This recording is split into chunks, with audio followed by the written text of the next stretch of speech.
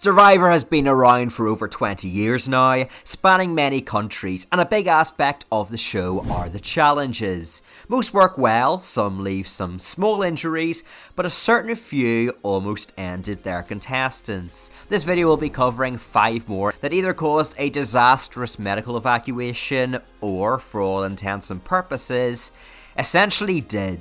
Exemplifying this is the most recent season of Survivor US with Bruce, although a better name by the end of this video may be Bruce. This challenge was crate wide open and followed a similar format to previous modern day Survivor maroonings, where contestants had to go out, grab items, bring them back and do a hero section. 2 people initially run out from each tribe to get their puzzle pieces, and they all successfully get under a beam, but then the next section is where things get problematic.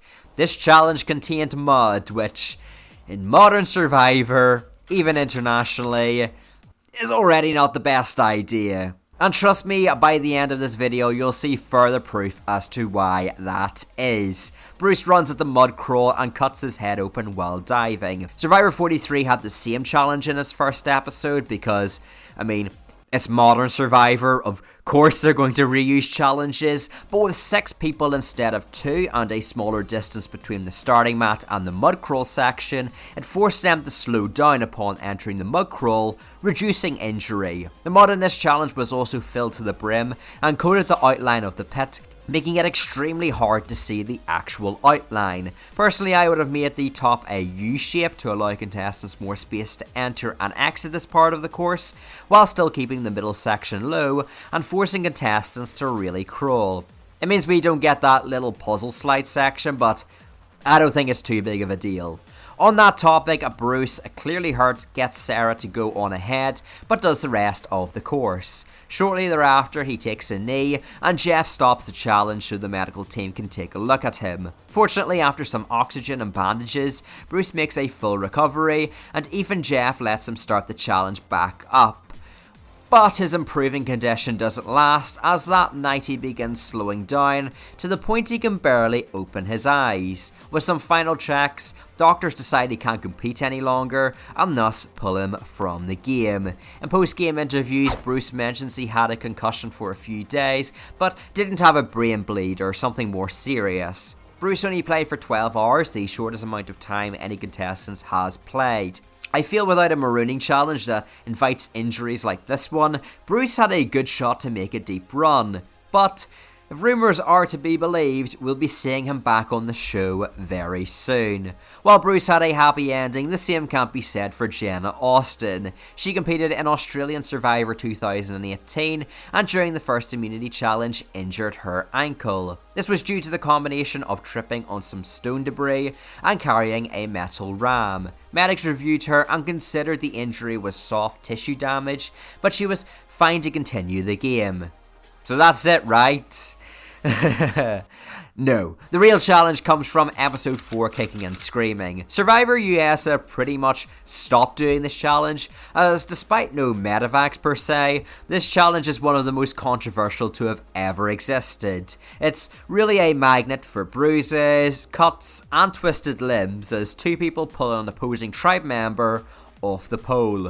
It therefore explains why after Cagayan, the last time this challenge appeared, most of the physical challenges have been in the water to reduce impacts. The same can be said for Australian Survivor. After a few rounds of male and female matchups, for one of the final rounds, Jenna decides to be the one to go onto the pole and get yanked off. You know, with an injured ankle. I think you can see where I'm going with this.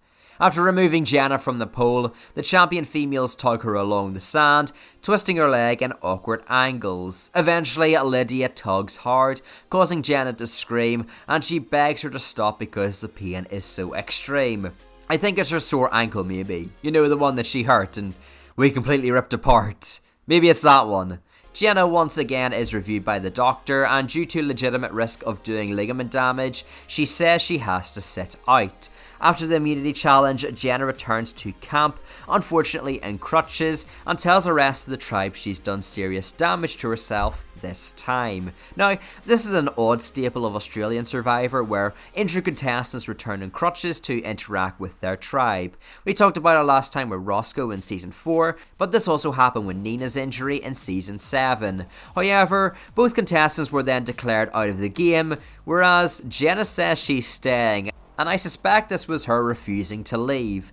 So while technically this isn't a medical evacuation, it essentially is. Just the tribe is allowed to mercy vote her out that night. Jenna's vote out is considered by many to be the most emotional ones in Survivor, depicting a woman that refused to quit, being mercy eliminated by their tribe. Oh, and hey, fun fact, this season also had Russell Hanson in it.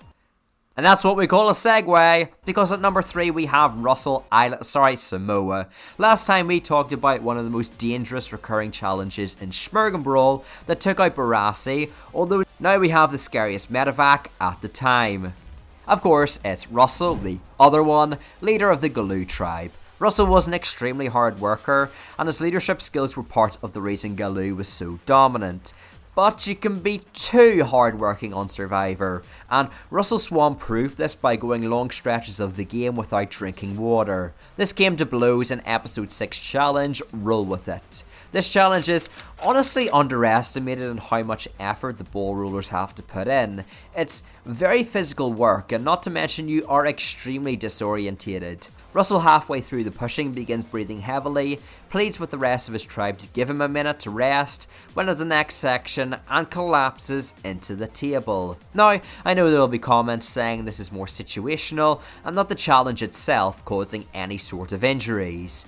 But this challenge occurred in Survivor South Africa Champions. In the episode 9 reward challenge, there were 2 sports presenters, with one doing the calling for each tribe. After the ball rolling section, the male sports commentator Derek suffered a pretty bad nosebleed and wasn't even surviving on the island. He had only been there for maybe a couple of hours and got a nasty injury.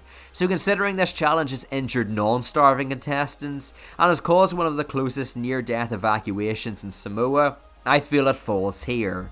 On the topic of falling, at number 2 we have Free Fallin in Survivor One World. And thank you to this comment for reminding me in the previous video to include this challenge in this video. Now this challenge seems pretty standard, a small drop, rope bridge and a balance beam everyone but Chris Doherty should be able to complete. Easy enough, right? Well, I sort of lied when I came to describing the initial challenge as a small drop. This was a drop from a 25-foot tower, which might not sound like a lot until you realise that height is about the equivalent of a 3-story house. It's unnatural, the kind of dead drop a contestant usually wouldn't have much experience with, and it only shows in practice. Now, exit interviews have come out where the crew did coach the contestants beforehand about the safest way to fall, and even Jeff reiterates to fall back first before the challenge begins. That being said, in the heat of the moment, many forget the rules. In fact, if you count during the challenge, there's at least 6 people that land on their legs, arms, or unfortunately for Courtney, their hands. Due to the big drop, Courtney ended up breaking her wrist and became faint during the challenge, causing her eventual medevac. In the episode, we see Jeff constantly screaming to fall flat, but in actuality, when asked post-season if they could hear Jeff, Courtney says no, not really. Everyone's screaming and yelling and your adrenaline's going, and you think you're doing one thing, when actually... Not to mention, even if you fall correctly, there's still a chance you can bounce awkwardly, and, well, because there's no railings, you're smashing into wooden steps. While other jumping challenges like these have existed in Australia's cliff diving, and explains why it's never been back. All it takes is for one person to land on their neck, and they're on a one-way trip to see Jesus. That being said, while this challenge almost ended this contestant, it weirdly sort of saved them too, as Courtney was discovered during a wellness check to have a tumour. So while the story does have a good ending, the same can't be said for number 1.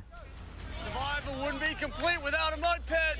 And you know what, JLP, it wouldn't be this video without yet another mud challenge. At number 1, we're back to Australian Survivor with heroes versus villains. Now this season has been highly praised from the community, and for good reason. It was fantastic.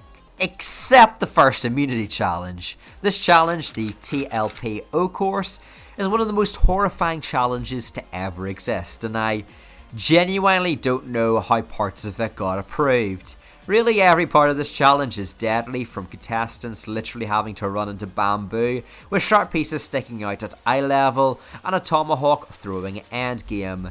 But again, we're going back to the start of the challenge with the deadliest aspect in the turning blocks over the mud pit. Contestants had to launch themselves belly first over the blocks and land in the mud. The first few duos do well, but that's really down to one thing. They land on their backs. George and Jackie attempt the challenge and both instead go diagonally, head first, into the mud. Seemingly very shallow mud. The two are clearly not okay. Jonathan almost immediately calls the medical team and Jackie is calling time out. As we addressed earlier with Bruce, they stopped the challenge for him, letting him recover and then started it back up. Even in the Ross medevac last video, JLP stopped the challenge and production allowed the contestants, still with 2 legs, to bypass the rope swing which had snapped. None of that happens here. Jackie and George are kind of just yanked off camera. The challenge continues as normal, and everyone has to go through the section of the challenge best described as a death trap. Even Angeli in post-exit press says the contestants were terrified to do the portion of the challenge after what happened to Jackie and George. Fortunately, there were no other major injuries, but the fact this challenge caused 2 contestants to miss several days in the game because of injuries that needed medical assistance is insane. George returns, although if this was Survivor US rules, again, he probably would be out of the game, and Jackie is revealed to have a broken collarbone and can't continue. This doesn't mean George got out unscathed though. During the challenge he smashed his head open, and even days later still had a bloody black scar. George's first confessional back on the island shows him crying about how he thought his neck was broken, and it is genuinely heartbreaking. But with one medical evacuation and nearly another one to boot, there should be no doubt about this challenge being the number 1 on this list. To maybe lighten the mood on the other end of challenge feels, this video is more the contestants feeling, and subscribe if you enjoyed. As always, enjoy your day. Peace!